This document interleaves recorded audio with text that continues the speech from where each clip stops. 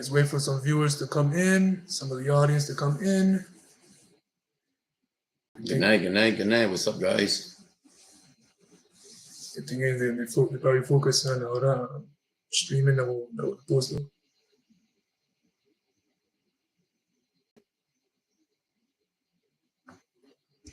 There we go. Miracle Boy Boxing, ladies and gentlemen. I am your host, Jose Cruz. And guys, ladies and gentlemen, tonight I'm here to sit down with my dad to discuss one of the most exciting, if not the most exciting weight class in boxing, which is the 140-pound weight division. There's a lot of exciting fights and fighters in that weight class. Let's talk about it. Do you agree, Dad, that this is one of the most exciting weight class in boxing? Definitely, definitely. You got a lot of fireworks in 140, a lot of fireworks. But what do you think? Who do you want to see next? Well, there's a lot of fights that intrigues me. Well, of course, we all know about Devin Haney going to take on Ryan Garcia in Brooklyn at the Barclays Center. That is a good fight. There's two guys in the elite level that's going to go at it. Haney will be defending, of course, the WBC super lightweight title in the main event against Ryan Garcia. And that's a fight that could have happened easily in Las Vegas, but for it to go to Brooklyn is very impressive. So yeah, well, what's really, well, not to cut you off, but what's really, something that I found out not too long ago is that they got 4-4. They did this in the amateur times, right? Yeah. They did. They did. Well, amateur. Yeah, I know they sparred in the past as well. Okay. Okay. Who do you like? I know the early rounds are going to be very interesting. You know, Ryan with the speed, the power. It all depends. Haney, if Haney comes and takes it to Ryan like how he did Kambosos, it should be a fun fight to watch. But I think Haney, being the better boxer, using the ring, you know, to his advantage, the IQ, can really give Ryan some trouble, because I don't think Ryan can adjust to that boxing and moving that Haney does. The good thing about Ryan is that he has a really good check left hook, that if Haney does come to jump in with some shots, he can get catch with that, because Ryan does have some speed and the power. And he has a good jab too once he uses it. So can he box with Haney? He can, but to box with him throughout the whole fight and actually be able to come out victorious is going to be very difficult. So he's going to have to make it an ugly fight. So Garcia gets me a little worried though. His conference, the way he's speaking, like something is wrong. You know, are we gonna get the real guy in that ring that night? It's kind of worrying me when it comes to the way he speaks. His frame of mind seems to not be there. Is he faking it, you think? That's a good question, because Ryan Garcia, you know, is all about selling the fight, and you know that's what it's all about. You know, you want to get those pay-per-views to come in and stuff like that. But Ryan Garcia, I said it before a couple of days ago on Instagram, that if this is what it takes, if this is what he's doing to sell a fight, he needs an Oscar. He needs a Grammy award, because he is really out there doing whatever it takes to sell this fight. I hope he's selling the fight and this is not serious. Well, to beat Haney, to me, you're going to have constant pressure. Not only pressure, but you have to be smart doing it. Yes. Okay. There's a lot of speed in between both. They know each other for a long time now. I don't want this fight to become a boring fight. Yeah. Okay. A little more, I don't know, a lot of respect in between both. So I hope Garcia comes to fight. I want him to come to put the pressure on. Haney in his last few fights, he has been basically giving you angles and really staying in the pocket more than what I thought. So I hope this fight lives to what I think it should. I know Ryan's going to come look for the fight, but will Haney do? Will Haney look for the fight? That's a question to remain to be seen. But like how we took it to Kambosos in the rematch, staying more in the pocket. That's the Haney I want to see with Ryan. If we see that Haney against Ryan, who I know is going to come and engage, it should be a fun fight to watch. But if we get the Haney that's backpedaling on his back foot, boxing and circling and using his angles and the ring, it might be a snooze fest, but I know Ryan is going to come look for the fight, so we'll see what happens. But at the end of the day, it's a fight between two elite boxers. I got you. It's a fight. So who you like? I'm going to go with Haney on this one. I'm going to go with Haney too. Totally agreed. I'm going to go with Haney on this one. Damn, for Ryan to get a next loss against a top elite fighter. It's not a good look for him, but it's a chance he's willing to take. At least, he signed a contract and he's in there. He's going to be in there with Ryan on April 20th. Good. Now, the fight is going to be in Brooklyn at Barclays, nice venue. This fight could have easily been in Las Vegas. I was surprised it was not in Las Vegas, but for it to be in Brooklyn, it's a big deal for New York and Brooklyn, the Brooklyn area. So, if you're in Brooklyn, tune in, go in there, go into the Barclays Center. It's a nice place, nice venue, and go support the fight and watch it. So, what's new with Matias? Subriel Matias, the boogeyman at 140 pounds. I always talk about him here. Anytime I talk about him, it's one of my most viewed videos and, conversations in my channel. 20 wins, 1 loss, 20 knockouts, all by stoppage. Like I said, majority of the stoppages are by corner and TKO. Now, that one lone defeat happened to Petros, came by Petros Ananian. Solid fighter, deep amateur background, solid chin, can box, can mix it up. Tough guy, very tough fighter, can give anybody hell. And Matias went in there in that first fight, and unfortunately, he was not 100%. He even said it, and that's why the rematch took place. And he showed everyone in the world as to who the better man really was. That one lone defeat was avenged by stoppage, and he took that thorn out of his back. And ever since then, Matias has been on a rampage. 5 straight corner stoppages ever since in that fight. Ever since that loss, he's broken Lomachenko's corner stoppages. Lomachenko had 4 corner stoppages. Wow. Matias have 5 now, so he's broken the record. And Matias is the most dangerous fighter at 140 pounds. Doesn't matter who's at 140 right now. Teofimo, Haney, Prograis, Sander Martin, Elvis Rodriguez, Michelle Salsa Rivera. No matter who it is in that 140-pound weight class, Matias is the man you do not want to mess with. He is the most dangerous fighter in there. And there's a reason why a lot of guys don't want to fight him. Especially going to Puerto Rico. Yes, that's even worse. It's already bad fighting Matias anywhere you go. So if you go now to his backyard, you're in line to get a crucified. So question. What's up with Elvis? Well, Elvis was a strong candidate and name out there to be fighting Matias next in Puerto Rico, but I don't know what happened now. The conversation, the talks about it have slowed down. Lately, we've seen Matias and La Salsa Rivera side going at it. Last I heard that Rivera wanted more money, that the money that he was offered from Matias' side was not enough. And I was like, This is my thing with it. I also saw Rivera talk on it, and I think that the money is not really the issue. I think he's put in that it's not enough. I think if he was in some other place besides Puerto Rico, he would have taken that money. He wants more money to go fight Matias at his backyard. Yeah. Okay, I'll be honest with you. To win in Puerto Rico or anybody's backyard, you gotta come good. Yeah. Okay, so he wants more money because he feels that it's gonna take that amount of money for him to go to Puerto Rico. Plain out. And here and there, low key, I agree with Michelle as to wanting more money because, first of all, you're going to Matias' backyard. Second of all, you're fighting the most dangerous fighter at 140 pounds. So the risk, the risk. All fighters know the risk. Whoever knows Matias knows the risk. So Michelle knows the risk of fighting, just stepping in there with Matias. Doesn't have to be in Puerto Rico, be anywhere. So to want him more money than what he's been offering, you got to understand, once I step in there with this monster, my health is on the line.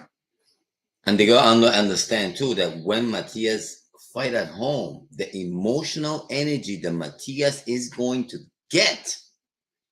So add 20% more of volume of punches in his hometown.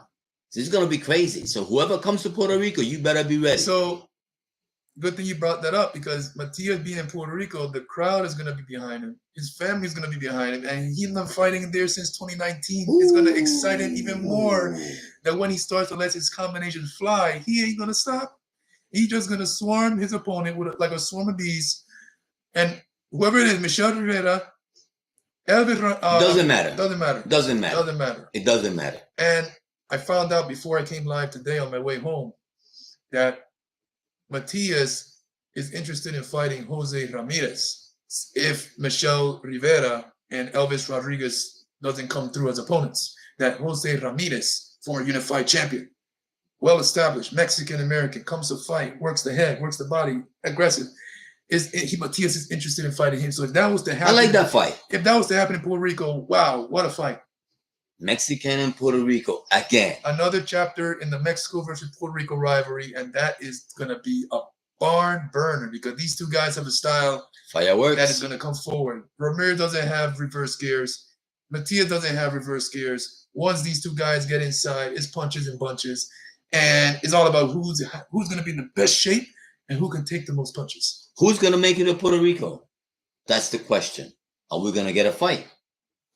I feel, well, it's a thing. It's part of Matias's contract with Eddie Hearn. Eddie Hearn is willing to satisfy Matias's contract by giving him first things first, his fight in Puerto Rico. Eddie Hearn understands that Matias has not fought there since 2019, which is a long stretch. So when Matias signed the contract, that was in there. You're going to have your first fight in Puerto Rico. I'm going to give you what you want. You're going to fight in front of your people, and we're going to find an opponent for you. So it's a done deal. The fight in Puerto Rico is a done deal. Matias just needs a dance partner. And we want a good one. We want a good one. We'll be there. Definitely. We'll be there in person. But we just wait on an opponent. This is a conversation. So let's skip it a little bit. Let's go to Teofimo. I heard that he's planning to fight Pedraza. Is that true? I've been hearing some rumors and I've seen some posts on social media that Teofimo Lopez plans to have his homecoming fight in Honduras against Jose the Sniper Pedraza. Really? So he's quick to make this Pedraza fight happen, but he's not quick to fight Matias. Correct. And you don't know, Pedraza is not Pedraza anymore. Unfortunately, no. If this was 3 years ago, I would say good fight. But it's not.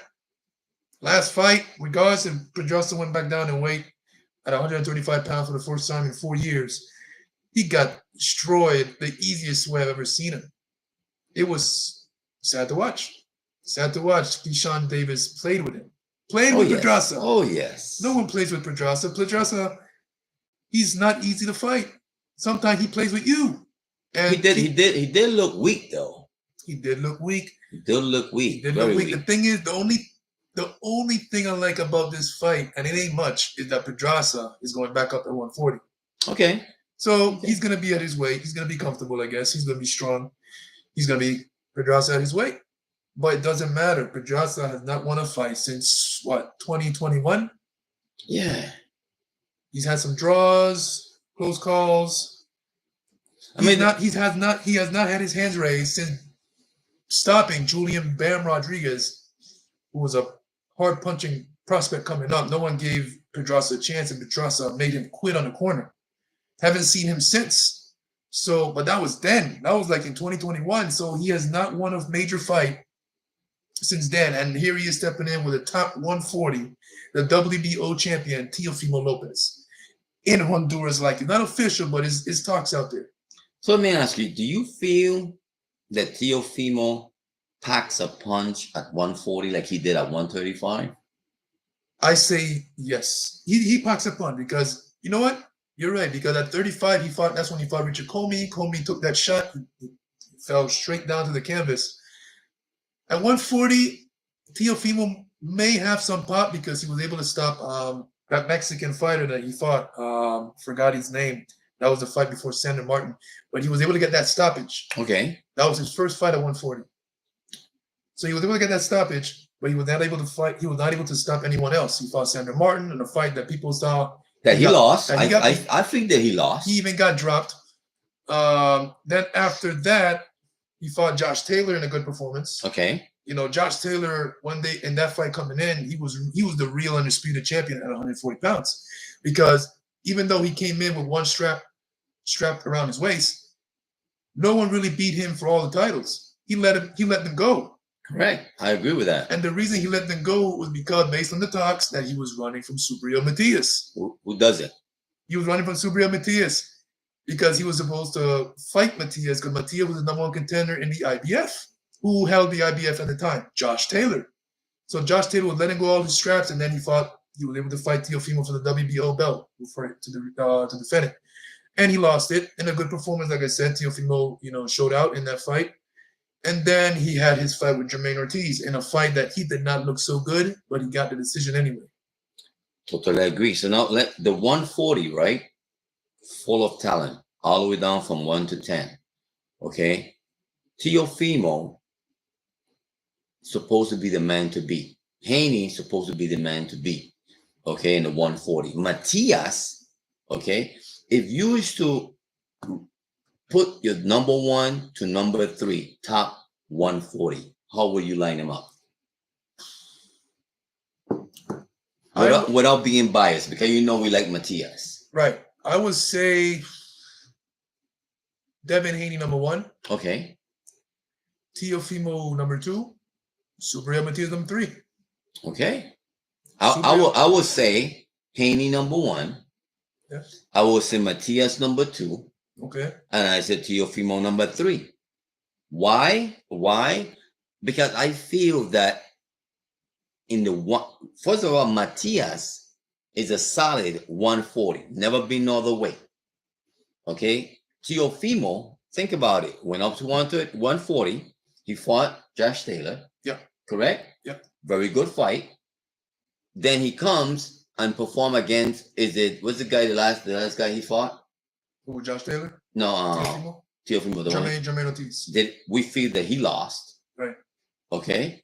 But he's really a true 135 if you really look at it. He haven't fought too many fights in 140. Subriel Matias have done all his fight at 140. Yeah, 140 is his house. Correct.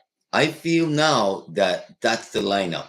Haney, Matias, Teofimo. And if Teofimo and Matias happen to fight, the fight doesn't go beyond 8 rounds. Matias is going to put him to sleep because Teofimo is tailor-made for Matias. Right, because Teofimo relies on guys coming forward. That way he counters them with a shot, like how he did Richard Comey coming in. So he relies on people coming forward. So that's why that fight's going to be so much action in there, because Matias is going to come forward. Teofimo is going to wait to time him, who's very excellent with his timing and reflexes. But this is how dangerous Matias is in this fight, or any fight. That when that fight happens and Teofimo lands a shot after countering Matias, which I know that's going to happen, because Matias takes time, a couple rounds to get those engines revving up. He's going to take some shots from Teofimo. Guess what's going to happen? Matias is going to walk through them. Teofimo is going to say, "Uh-oh. What is going on here? Yep. I'm hitting him with everything I got. Hitting with the shots that I dropped Comey with. That's the guy that I was talking about, Ocampa. That's the Mexican. So he stopped in his first fight at 140 pounds, Ocampa. So he stopped him, he dropped him, and stopped him.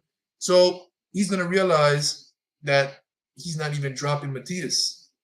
He's not hurting Matias. Or hurting Matias. Matias is just going to likely smile and lick his chops and say that that's all you got, Teofimo. And that's going to just mess with Teofimo's brain. And he's bigger than Teofimo. That mindset. He hits harder than Teofimo. In the close range, he got more speed than Teofimo. He have short, compact punches. And I kind of compare him when it comes to his chin to Marvin Hagler. Okay, he have an amazing chin. That's a big deal. And once you say Marvin Hagler, you gotta give respect. Okay, Matias can take a punch, and you know what helps him taking a punch also? Condition. Yes. Condition. Yes. Okay, when Matias hold Teofimo, okay, you guys please don't be surprised. Okay, I mean anybody with a glove could win. So speaking of Matias, imagine this: when Teofimo fought Lomachenko, Yes. Lomachenko put the pressure on in those last rounds. Imagine Matias, who's bigger, stronger, real 140. This was 135 when he fought Lomachenko. Lomachenko was all over him. So imagine a bigger Matias, stronger Matias, 140, different weight class, coming after Teofimo like that. And he's going to be hitting Teofimo all over the damn place. And the thing with Matias, if the referee doesn't step in there, you got two hands. Do something about it. Because Matias is going to be hitting you all over the place. Could be unfortunately down low, a little bit below, to your elbows, to the side of your head, to your rib cage, uppercut, everything. And it's going to be in 4 or 5 combos at a time, in a variation of speed. And then he's going to hit you with a hard one that you're not even know where it's going to land. Totally agree. 4 or 5 tapping shots, and the 6th one is going to be hard. Where is it going to go? We don't know. All right. So what about? Okay, yeah, go ahead. So let's read the comments. Got a lot of comments coming in. So let's read the comments. Okay. Salute Miracle Boy and Pops from Coqui. Thank you. Jesus. Saludo. Coqui Garcia will need to negate Haney's jab. Talking about Garcia-Haney fight. Cut off the ring and keep the pressure. Garcia got to be higher volume than his normal self. Definitely. But this is unlikely. I predict Haney dominates. Right? I'm going with Haney, like I said, in that fight. Coqui, hey, Miracle Boy, you've been following in the Matias Rivera dad recently. Yes, we've been, like how you heard our conversations earlier, that Rivera looked like he wanted more money than he was offered, which I don't blame him to a certain extent. That's because it may sound like he's ducking, and maybe he is, but at the same time, Matias is dangerous, man. Especially at home. You want good money to fight Matias because you just don't know how you're going to come out. This may be your last fight. Matias is being avoided by Rivera. Rivera wants more than a title shot. Matias offered $80,000. And Rivera have fought for much less than $80,000. I could agree with that. And I saw Rivera talking about this whole situation, but I feel him. I feel where he's coming from, because if you're gonna give me $80,000 to get my ass whipped in Puerto Rico, okay, because it's going to happen if he goes there, he might as well try to get at least $150,000. Yeah, $80,000 is a good money. It's good money. It's decent. It's pretty good. Yeah. I'm sure that Rivera, that would be the most money Rivera's ever gotten. I totally agree. I think Rivera likely has fought for $40,000, maybe $50,000 most. But $80,000, almost $100,000. That's good money. Well, Rivera's dad is talking the talk. And you take that $80,000, go to Santo Domingo, you triple it. There you go. Rivera is not saying that back home in Santo Domingo, he's gonna get much more money when he make that change of money, that American money. The American money is gonna triple in the Dominican Republic. So $80,000, Mr. Rivera. I'll take that if I were you. You'll be a king. I don't even think Rivera will go to Puerto Rico for $100,000. Let's continue the comments. Jar mentions Matias a lot, but I doubt his manager even tried to make him a fight. Gar, I guess Gary mentions it. I think Gary Antonio Russell. That's the next good fight for Matias. I'm assuming that's what you're saying. Gar mentions. Who does Matias fight next? Well, anybody at 140 pounds, whoever's in the top 15, top 10 can get it. I got a list right here of the top 140s. 15, let's see, Sugar Shiv already ran through that. Andy Hiraoka from Japan is a good fighter. I like that. Jose Carlos Ramirez, I mentioned that before, that Matias is interested in finding Ramirez. That's an excellent fight. To Mexico, Puerto Rico on that one. Elvis Rodriguez, that fight, me and my dad have spoken about that fight. And I like that fight more than the Rivera fight because Elvis is big. He can punch. He's got an excellent, tremendous right hook that can hurt anybody and end the fight. He's pretty young. And he comes to fight. He's not going to be boxing and using the ring and angles like Rivera, stepping away. Elvis is coming forward with 2 heavy hands, and he has his elbows tucked, hands up, and he's coming forward. He's coming to fight Matias. Will he keep up with the punch output of Matias on the inside? No, because Matias is going to light him up. He's gonna land more punches on the inside. The hand speed is gonna be a little bit too much for Rivera, for Elvis, but Elvis is not going back down. Elvis believes in his right hook. He believes in himself. He's got punch. He's big. He's 5'10", a little bigger than Matias in height, taller, and he believes in himself. He's coming to win. I like that fight. So if that fight was to go to Puerto Rico, I prefer that one than the Michel Rivera fight in terms of action.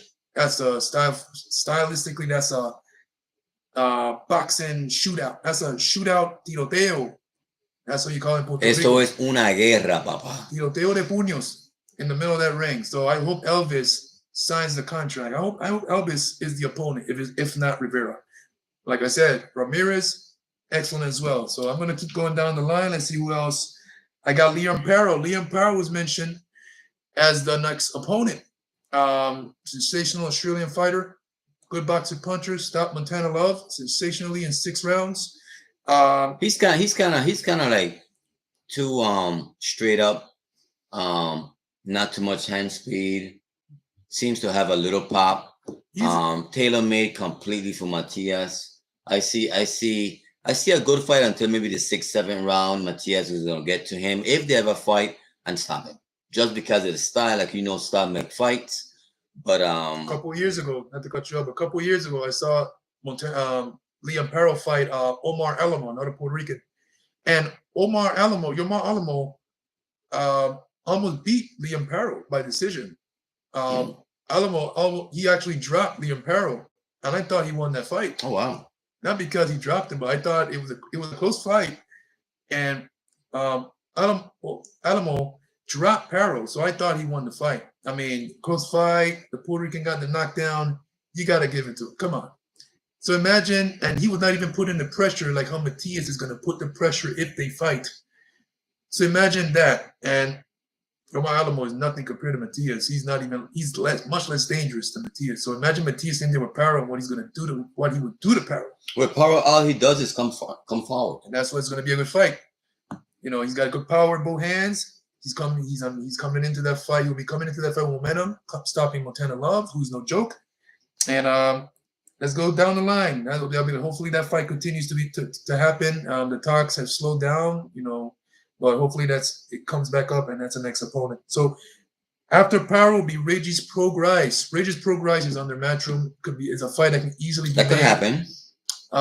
But someone told me, I think in my comment section in another video in the past, that Regis Prograis, Matias can easily be made because they're under the same promoter, Eddie Hearn. But Regis is not going to make the trip to Puerto Rico. Never. Because his ego is too damn big, and he's going to want it in the States.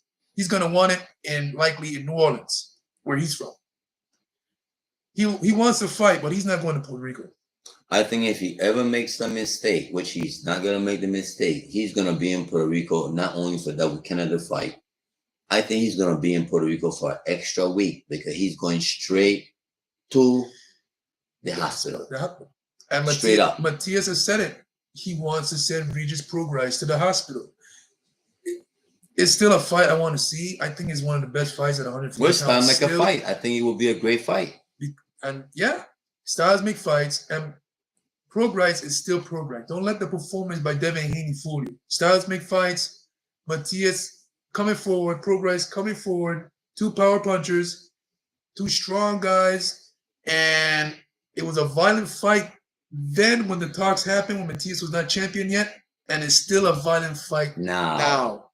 And here are the tables have turned because Matias is now champion, Regis is not, and I'm sure that Regis doesn't mind the rehydration clause that the IBF has, and I'm sure that he wants to fight Matias still, and he wants some championship goals. So if you want to put a fight in Puerto Rico that will sell out at Jolie Sale, damn, this will do it. Progress Matias for sure. That's Matias progress for sure. This is a coming up party for Matias because Matias will be fighting the biggest name he's ever fought. An elite fighter at 140 pounds and a legit 140 who's been top 140 for forever in Regis Prograis. So hopefully that fight happens, guys. I mean, it's not in talks compared to Michel Rivera and Elvis and Parrow, but it's an option. It's an option. Jack Catterall is not an option because he's going to be fighting Josh Taylor in the second fight in a controversial fight that happened last year.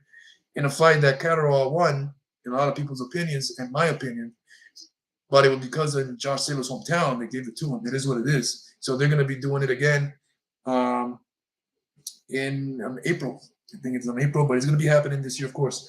And Richard Hitchison says he's actually number 3 in the IBF rankings. I think he has a fight coming up. He actually said it himself that he is not going to want to fight. He doesn't want to fight Mattia because of the rehydration clause. He said if it was anybody else holding the IBF title, he will be willing to do the rehydration clause. I respect that. And fight that champion. I respect that. But because of Matias being the champion, he's not going to take that chance. So, and that would have been a good fight, but it is what it is. So, another option is Arnold Barboza. Arnold Barboza, another Mexican-American, 29-0, 12 knockouts. Not the hardest puncher, but he's a high-volume boxer. And that would be a good fight because he also comes forward and bang to bang. So, stylistically, Mattia versus Barboza is an excellent firefight as well. So, there's some interesting fish in the sea or sharks for Matias. You know, so let's see what happens, man. There's a lot of options, but the talks are Michel Salazar Rivera and Elvis Rodriguez. In my opinion, like I said, Elvis Rodriguez is the better fight in terms of style. Let's continue with the comments. I know you guys are concentrating on the 140 pound, but I really would like to hear you gentlemen take on Xander Zayas. Ooh. Motivated always. Sure. Xander Zayas is supposed to be our next guy in boxing. He's supposed to be the guy to headline Madison Square Gardens for many years to come, taking the spot that Miguel Cotto did years back in the day, 2007, 8. The Cotto Judah, the atmosphere, the 20,000 in attendance, all that good jazz, Puerto Rican Day Parade. So Xander Zayas is the youngest fighter. This is how great Xander Zayas is and how talented he is as a fighter. Bob Arum signed him at 16 years old, not to fight amateur, fight pro. That says a lot. That says a lot. Bob Arum is one of the best, if not the best, promoter in the history of boxing. So for him to spend his time and scout a 16-year-old and decide I want him on my roster, he saw talent. He saw the talent. Xander Zayas is a 10-time amateur national champion. 10. Xander Zayas has been throwing punches from the time he came out of his mom. That's just how it is. Signed at 16. He had to wait a little bit until he turned 18. His mom signed for him in the contract because he was a minor. But the talent, he could have, if he was allowed, Xander Zayas could have jumped in that top-ranked ring at 16 years old. Xander Zayas is complete when it comes to his boxing skills. Excellent jab, excellent timing, good counters. He has not really developed his man strength yet, but it's coming. He just turned 21. Yes. And it's the thing. Xander Zayas, when I saw him against Jose Luis Sanchez, who's no slouch. Who's no slouch. Who just came off a couple wins, back-to-back in an upset win. He's a solid fighter. Out of Albuquerque, New Mexico. A veteran, tough guy in that fight. I don't know if you guys remember that fight, but these two guys went at it. Xander Zayas dropped Jose Luis Sanchez. Zayas took some shots to the chin. It was a good fight, good test for the then 19-year-old Xander Zayas, and he showed his mettle and showed his potential. Now, Xander Zayas have been dropping these guys no problem. If you noticed in his recent fights, like lately, in the first round, he's dropping these guys. That'll show you how hard he hits. 154, he's dropping these guys in the first round. He's amazing. And I always say, get ready, don't blink. The first round, Xander Zayas likely drops his opponent. Now, he's scheduled to fight Patrick Teixeira based on, the word out there and the posts and people that Patrick Teixeira is his next opponent in June for the Puerto Rican Day Parade. Now, out of all the fighters Zayas has fought, Lavallee, Elias Espada, who else? Alexis Salazar. The last fight he fought, it was an Italian guy. He stopped him in 3 rounds. Forgot his name already. He was not really a known fighter, not a big name, but Xander Zayas got the job done. and the Mexican Jose Luis Rodriguez, something like that, in a tough fight. That was a good fight. The Mexican busted up his nose, and Zayas showed patience in that fight, dropping Rodriguez. Had blood all on his trunks. Xander Zayas was bathing in blood on that Really fight, in good. that fight, and he showed his patience. The blood did not discourage him; it actually motivated him like a shark, and he was able to get to stop a sensational performance. Sensational performance. Doctor stopped it on a big cut on his nose. Patrick Teixeira, who defeated Carlos Adames, who's a beast at 160 pounds right now, out of the Dominican Republic. In my opinion, he was no slouch, and he's going to be a hard fighter to beat. Patrick Teixeira defeated him back in 2019. Yeah, 4 years ago, but Patrick Teixeira was able to get the job done. And when I saw that fight, Adames was getting to him, beating him up in the first half of the fight. Teixeira was all bloody, face all bloody. The second half, Carlos Adames started to slow down, and Patrick Teixeira was on him, beating him up. And I was like, oh my God, Xander Zayas, is this who Xander Zayas is going to fight? This guy is a comer. He's no slouch. He's a warrior. And this is what Xander Zayas needs. These are the type of opponents that he needs. So Patrick Teixeira, bring it on. Bring it on. Xander Zayas versus Patrick Teixeira, Puerto Rican Day Parade. It's going to be fireworks. Again. Some may say he's not ready for Patrick Teixeira. I disagree. He is. Xander Zayas has everything he needs to be a fighter. He's got the smile. He's got the personality, the boxing skills, the punching power, the patience, the ring IQ. He has everything to be a future world champion and the next Puerto Rican superstar in the sport of boxing. I put it to you this way. Zayas, every fight you see improvement. Every fight. The last one we saw, a lot of patience. Okay, combination was on point. The only thing I see Zayas right now, he's going to become a 3-time champion for sure. As long as Zayas have a good chin, he's going to be a champ for sure. 154, 160, he's going to get it. Let's continue in the comments section. Let's see. Only if Sims Jr. was ranked higher, it would have given Matias a showcase of that Haney's distance style. Hitchinson, ideally, but Hitchinson hasn't confirmed until he fights. Got that right, Cookie. So Sims Jr., we saw him on the Porter Way podcast. I don't know if you saw that. Guy with shades, African-American, Sims Jr., he said that he will take out Matias. He'll beat him, no problem. I think I heard something. Okay, yeah. I got that. So Sims says he was sitting down like this, looking at Porter. And I was like, he was telling Porter that his trainer was telling him about Matias, and Sims was like, I'll beat him. He was like, my trainer knows I'll beat him. I got the stuff for him. He guys like Matias, he don't want to do something like that. But he was very confident when he was speaking about Matias, saying that he'll take Matias no problem and he'll beat him no problem. And I was like, wow. And I looked him up, and he has a pretty good record. He's a good fighter. He's 140. He's 140. Okay. He's ranked? He is actually ranked. Let me see. Let's see. I got the rankings right here. So let's look it up. Let me see. He's not ranked in the IBF. Sims, he's not ranked in the WBO. He's not ranked. Let me see. He's not ranked in the WBC. So let me see. Sims. Oh. So Sims is actually ranked number 1 in the WBA. So he's a top fighter. Sims Jr. is a top fighter. He's ranked number 1 in the WBA. So the winner of Raleigh versus Isaac Pitbull Cruz, which is the next fight at 140 pounds, Sims Jr. is going to be in line to fight the winner of that fight, or even Barroso. Sims may fight Barroso, pick up the interim belt that Barroso holds, and put himself in line to fight Raleigh, the winner of Raleigh and Cruz. So Sims is ranked. I'm looking for all the rankings. He's not ranked until I bumped into WBA. So guys, he is ranked number 1. So he's a good fighter. 20-2 with 1 draw. So Sims, a lot of people don't call out Matias, so I respect anyone that calls him out.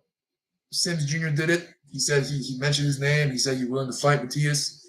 on a big broadcast like Borderway Podcast. A lot of people watch that channel. So for him to say that confidently and relaxed, hey, hope it happens, right? I like him to get a title first, and then we can take it from Yeah, there. yeah. I think Matias needs to be fighting at this point elite fighters and meaningful fights. Right now, Sims doesn't have anything to offer for Matias. Matias wants unifications. Correct. Matias wants the big fights, the bigger paydays. Sims ain't gonna bring that.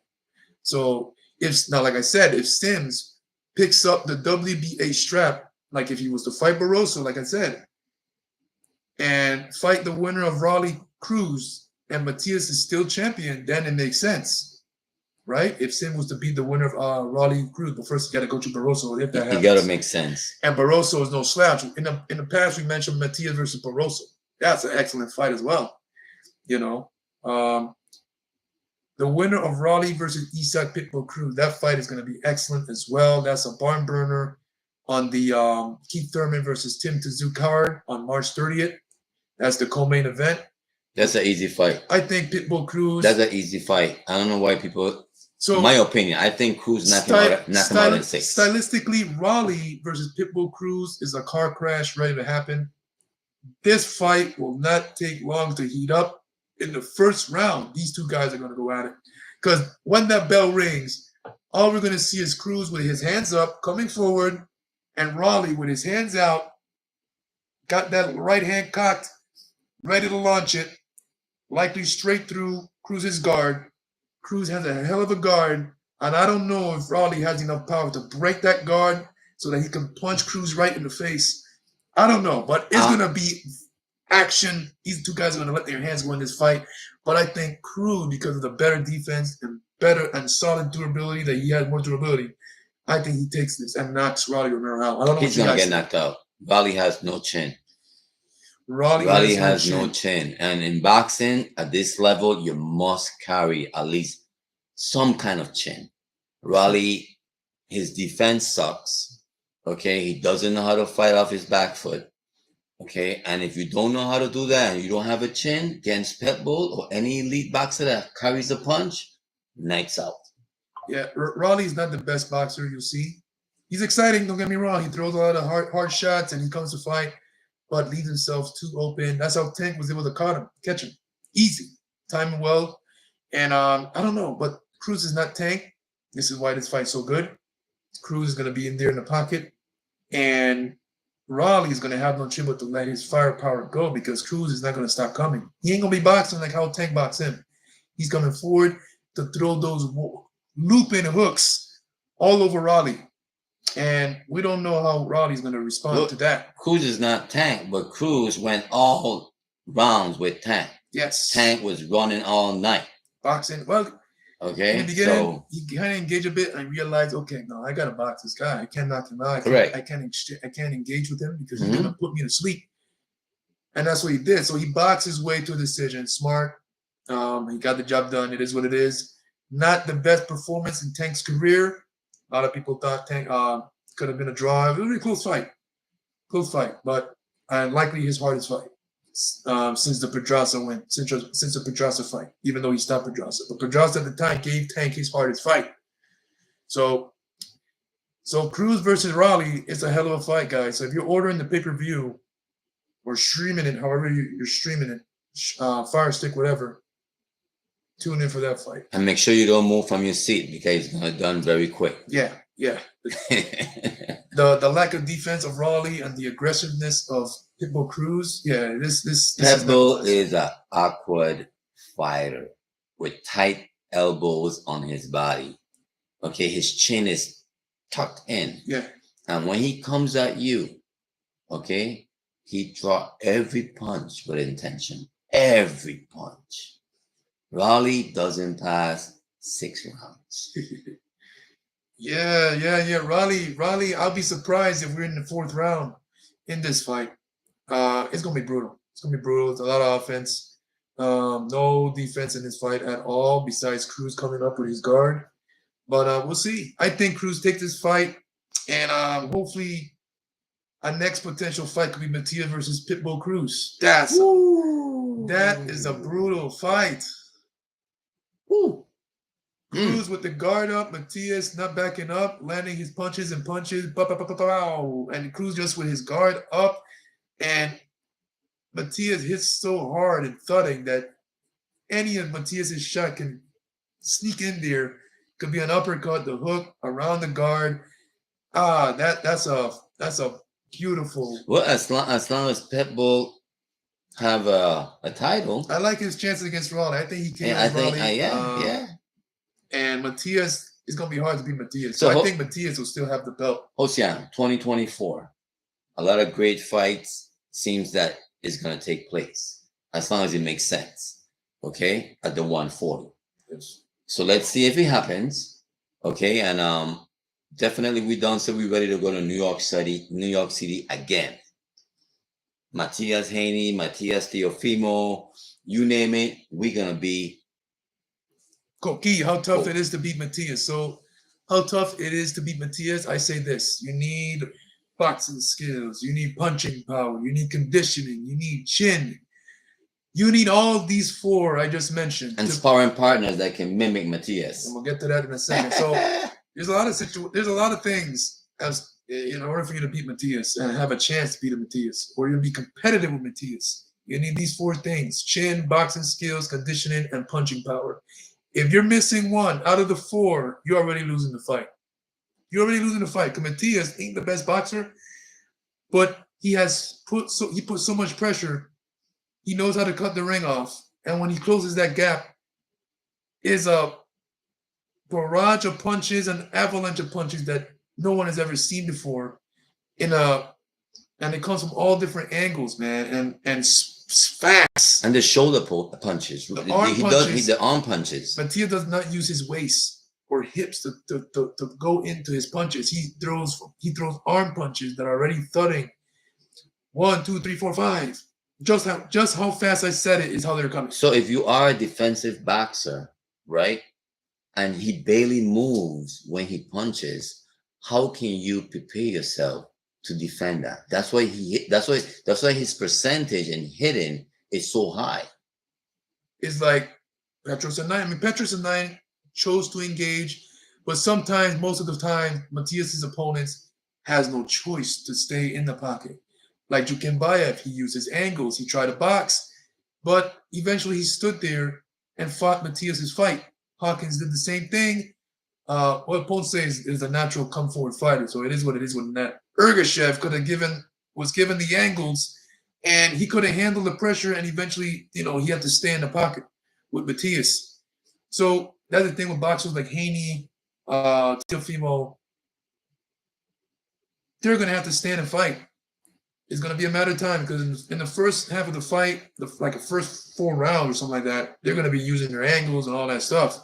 But what's going to happen when Matias is still there after those 4 rounds and the pressure gets worse, Matias gets stronger because Matias gets stronger. Takes a couple rounds to get warm up. And once that happens and he closes that gap and those punches start to come in the variation of speed and the different angles and in a way that no one has ever seen. And back to what you said, sparring partners.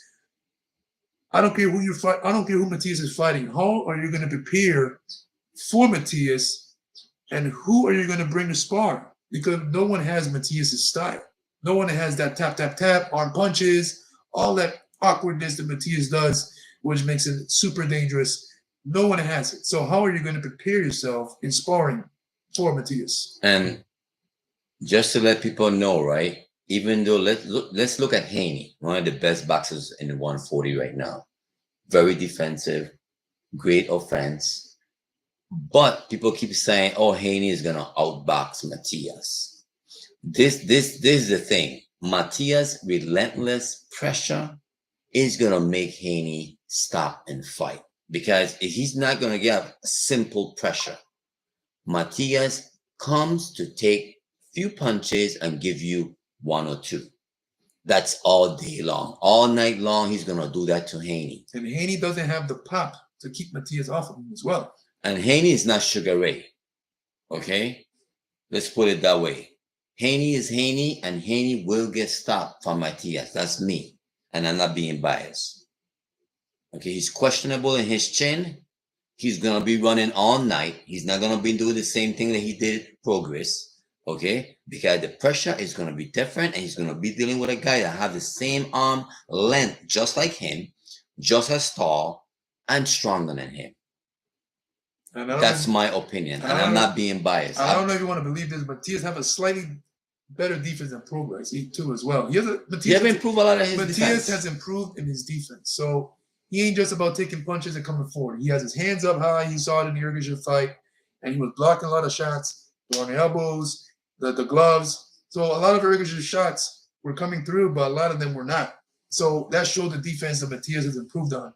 And like I said, like Haney is a great fighter. He is one of the best in boxing today. The skills are there, and he has gotten to where he's at today. He got you, and he got you But pretty young. Haney is going to look like Haney. First few rounds, 4 rounds maybe, he's going to be doing his angles, the boxing, making it really difficult for Matias. But the pressure, and Matias is going to get stronger. Like I said, Haney doesn't have the firepower to keep Matias off of him. The midway through the fight, like fifth round and up, it's going to get really hard for Haney, because Haney, he's going to realize, wow, Matias is still here. The pressure is too much. And he's going to realize it. A lot of people that fight Matias don't realize it until they step into the ring. And when the fight is over, they're all busted up and stuff. But it's a great fight. I hope it happens. Matias needs these type of fights. Matias needs the Teofimos, the Haneys, the Progress. We got to make these fights happen. We got to see them. So I hope it happens. If you beat Matias, I always say this as well. If you beat Matias, you're a real bad dude. Oh yeah, definitely. You got to be a really good fighter to beat Matias. You got to have a perfect performance. You got to box, punch, use the ring to keep Matias off of you, hold, get away, box, and do that for 12 rounds. And take a punch. Because Matias is going to hit you. You can't run from it. You cannot run from it. So, that's how dangerous Matias is. He's a special fighter. Bro, what's your thoughts on Emmanuel Rodriguez's next fight in Japan? I forgot his Japanese opponent's name. I'll look that up for you. But Manny Rodriguez, for some time now, he's the best male Puerto Rican boxer right now, behind Subriel Matias. A couple times up and down, they had him at number 1 with the crown, with the king on top. And then Matias jumped over him and took it over. Here come Manny on the bottom, Matias on the bottom. Manny took it. So it's a conversation between him and Matias, who's the best Puerto Rican male fighter right now. And it's a tug of war between the two, because they're really good in their own right. Manny's not like Matias in terms of punches and action and all that stuff. Manny is a sensational boxer. He uses the ring. He's patient. He's very rounded. Very excellent good. timing. Sharp boxer. Not the hardest pop that any boxer will have, but excellent. And he's even sharper since joining Panda Nahar in Jiquipilco, Mexico. I was in New York, in Brooklyn, for the Wilder Hillenius card, and he was in there. He was on the card fighting Gary Russell, Antonio Russell, and he outclassed him. He was not the favorite in that fight. The first fight, that was the second fight. The first fight, they clashed heads, so nothing really happened. This fight, something happened, and what happened was Manny Rodriguez outboxed, dropped, and embarrassed Russell. Easy work. Manny was not the favorite, Russell was, and that was a sensational performance. Manny looked untouchable and remains untouchable. Even in his last fight against Melvin Lopez, when he won the IBF title, he got a clash of heads. He had to deal with a swollen eye throughout the whole fight, which made things difficult to see. But he got the job done. He outboxed Melvin, and with sharp boxing and just intelligence. Manny's an intelligent fighter. So him going to Japan to defend against, I'm gonna look him up right now. I forgot his name as well. But let me see, Box Life rankings. So we're talking about guys 118 pounds. No, that's not 118 pounds. From Japan. Let me see the rankings. All up in heavyweight. Okay, so we got bantamweight. Okay, so the guy that Manny Rodriguez will be fighting is Ryosuke Nishida, 8-0 out of Japan. He's not the hardest puncher, but he's a very good fighter, very good boxer, decent speed. He can give Manny problems. Any Japanese fighter is a problem, man. I always say Japanese boxing is I love Japanese boxing. Japan boxing is one of the best boxing countries ever. So much talented fighters. Put everything in the line. If you look on the box rec, their talent like 4 or 5 star rating all the way from rank number 20 to 1. That's how talented and how hot the competition is in Japan. Always excellent fighters. So it's always never easy, especially if you're going over to Japan, which Manny Rodriguez is doing. Is a hill to climb because not only you have to convince the judges over there, you know, the crowd is not gonna be behind you. It's like Bomba when he went to fight Shokichi Iwata. He went over there, did the unthinkable. He won 12 rounds, decision, retained his title, and was able to come back home with his title. Something a lot of fighters can't do. So Manny Rodriguez, can he do it? I think he can because he's an excellent fighter, one of the best in Puerto Rican boxing right now. He's the IBF champion. He's not going over there 12 hours in a flight to you know, hey, you're not taking my title with that mentality. So it's gonna be a fight. You know, the Japanese always comes to fight. Manny's not gonna back down. You know, so it's gonna be a hell of a fight. Of course, whoever's Puerto Rican is gonna be pulling for Manny. You know, we all hope that he comes home and retain his title. But not being biased here, anything can happen. Like I said, I respect these Japanese fighters. They're great in their own right. It's never easy. These Japanese, they're tough, they're durable, they fight with their heart, soul on the line. They love shedding blood for us. So I don't know what's going on in Japan. Is the way they train, I guess. They're not easy to fight. They're always tough. Even the chatas is what you call it, a fighter that's a C level, D level. They're also tough. So that's how tough they are. So Manny fighting over there in Japan against Ishida. It's a hell of a fight. He's number 1 ranked, so he's earned the shot to fight Manny Rodriguez. So there you have it. Should be a good fight. Should be a good fight. Japan never disappoints, and you know, Puerto Rican, it could be a good fight. Maybe it could be a get back for Ishida. You know, Bomba be defeating Iwata, so Ishida may want to get that revenge for him, but we'll see. It's a good fight. Let's see. Matias going to suffocate Haney. He has no sparring partners that emulate Matias' style. No one has it. No one has the style to spar and then Matias. I know he's fighting an inexperienced Japanese guy. And that's true. Ishida has not fought anyone. But that may play a part in this fight, but at the same time, Iwata when he fought Bomba.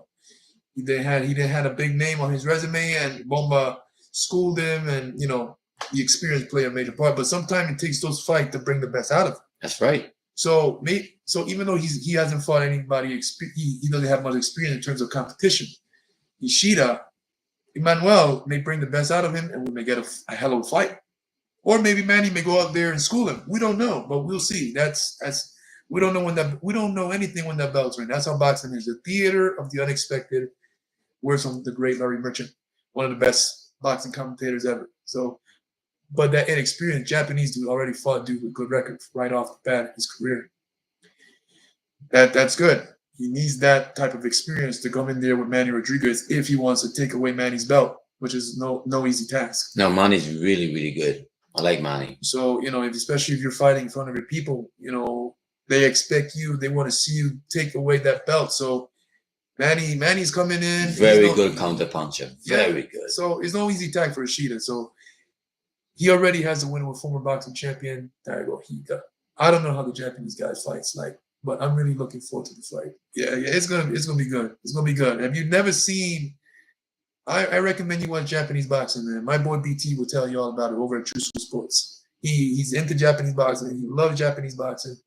He travels to Japan all the time, and you know he's fascinated with those guys. So he'll tell you all about it as well. It's Rodriguez loses that 13 current Japanese boxing champion, I believe. Japan has a lot of fighters and champions. So you know, Naoya Inouye's one. Kenshiro Taraji is another. The Shigeoka brothers are champions. So Japan has a lot of fighters and world champion and a boxing and a history of world champions in boxing. Japanese fighters got popped. Oh yeah. And one thing about Japanese fighters, they're always explosive. The way they train is like boom. They train with explosivity. They got a lot of chin too. They got a lot of They can chin. take a punch. And I think when they're boxing, they explode. Either with a jab, right hand, 1-2. That's what makes them dangerous. Like you don't expect them to be coming out with their firepower so explosive like that. They could catch anyone off guard and drop them. So that's what makes them dangerous. But it's a good fight. I can't wait. We all thought Manny was going to retire after the Melvin Lopez fight. But he didn't, and I'm glad he didn't. I'm glad he didn't because he needs to stick around a little longer, defend his titles, make a little bit more money, and fights. He's exciting to watch. You got anything to say to the audience? Man, it was good joining with you, Ho-Siang. You have a good thing going here. I'm proud of you. This is something that you have a passion for. So I'm an old school. I'm the guy that looked at boxing when he had black and white television. Okay, back in the days, we always compare the old school boxers with the new ones, and I always told you heavyweight. There's nothing like back in the day heavyweight like George Foreman, Ali, compared to the heavyweights that we have today. I always tell my son the heavyweights that we have today, they're clowns. To me, they're clowns because you can't compare them to my era. Ali, Frazier, King Norton. And then, of course, the youngest Puerto Rican that ever became a champion, Wilfredo Benitez, at 17.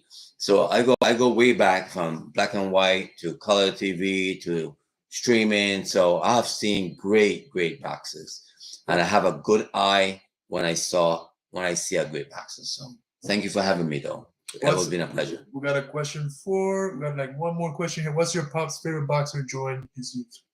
So your youth, what's your favorite? During your time, young. I got well, way back, Alfredo El Salsero Escalera. That was one of my favorite because not the best, but he was game. Very easy to cut. He get cuts very easy, but he had a lot of wires, and I love seeing Wilfredo Escalera fight. And then to top it off, of course, Wilfredo Gomez. El Bazooka. El Bazooka. At the time, he was 32-0, 32 KOs, and there was a time in Gomez's career he had 18 title defenses and all by knockout. Y no te olvides, don't forget. Sugar Ray Leonard. Don't forget. Sugar Ray Leonard. Yeah, that's my boy. That's my boy. Okay, but Esteban de Jesús, cuando le dio la primera perdida a Roberto Mano Piedra Durán. Okay, Esteban. And then again, sometimes a lot, Puerto Rican history when it comes to boxers, a lot of their careers get ruined by the choice of living that they have had. Chapo Rosario, drugs. Macho Camacho, drugs. There's a lot of Puerto Rican boxers, of course, with other nationality too. But I'm just speaking about the Puerto Ricans that I know. Okay? Macho Camacho was a master. He went in the ring, majority of the fights high. Okay, so yeah, I mean, if in this sport, Ho-Siang, if you don't be disciplined, okay, you are gonna suffer the consequences. That's what it is. And a lot of people say that if Chavez had bumped into Camacho that was sober and not into drugs, before he fought Chapo, I think Camacho would have beaten Chavez. Because Camacho had a good chin, excellent stamina and conditioning, and he used to come to fight and throw a lot of punches. Had a good hand speed as well. I always told you, again, Livingstone Bramble. I told my son, Livingstone Bramble, when he fought Mancini, the two fights. So we're living in the Virgin Islands. We're Puerto Rican, but we live in the Virgin Islands, right? Livingstone Bramble is from the Virgin Islands, so go ahead. Correct. I watched Livingstone Bramble, his amateur fights, the one he made here. He made a lot of amateur fights in Puerto Rico. When he was in his momentum that he beat Mancini twice. If Chavez would have gotten a chance to fight Livingstone Bramble at that time, I always told you that Livingstone Bramble would have beaten Julio Cesar Chavez at that time because of the kind of defense he had and the style he had. Yeah. But that was just my opinion. Well, based on the thought of how he looked against Boom Boom Ray Mancini, twice beating him, similar style to Chavez, Bambo got the job done, no problem. Beat him twice. So you want to compare him and Chavez, you got to look at that fight against Mancini, that how Brambo took him apart, outboxed him, stopped him in the first fight, and then they won decision again in the second fight, because they fought twice. Brambo had to stop big fights, and Mancini had a similar style that Chavez had.